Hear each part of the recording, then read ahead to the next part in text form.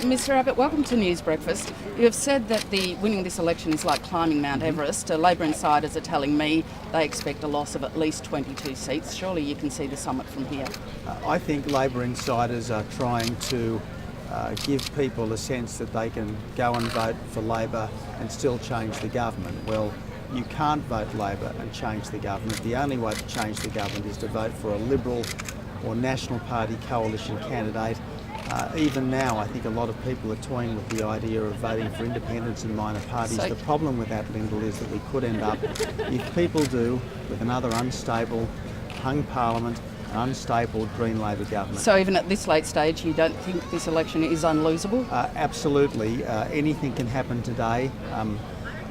The electorate, I think, is wanting to change, but there are a lot of distractions out there, a lot of minor parties and independents running. It's a massive Senate ballot paper. It's very important, if people want to change the government, they vote for the coalition in the House and in the Senate. If you do win, you told my colleague Sarah Lane earlier in the week you wanted to get cracking on direct action. You weren't interested in modelling it, you were interested in results. You've got more than 20 reviews of things proposed. Why don't you get cracking on those? Well, we obviously will get cracking with a number of important reviews. There's a Productivity Commission review of workplace relations. There's a white paper on tax and federalism.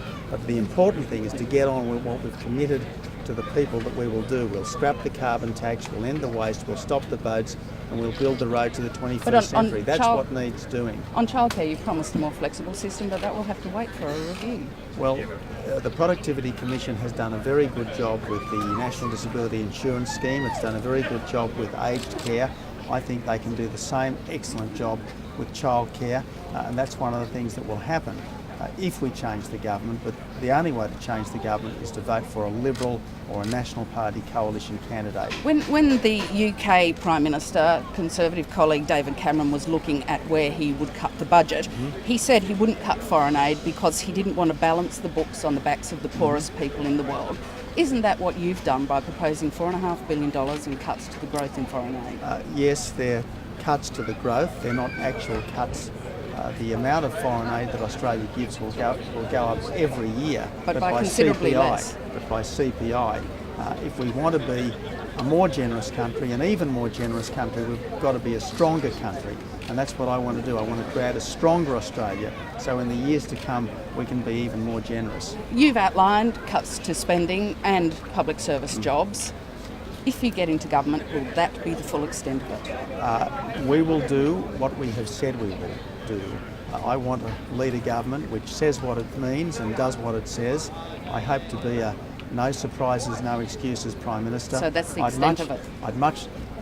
Yes, Lyndall, I'd much rather be someone who under-promises and over-delivers, because that way people will be pleasantly surprised rather than furiously disappointed.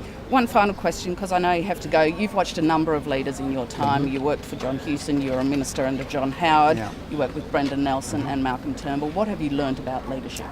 Well, I've learnt that the best leaders are leaders who reach out to everyone and appreciate that if you are the Prime Minister of this country, you've got to be a Prime Minister for everyone, not just your side.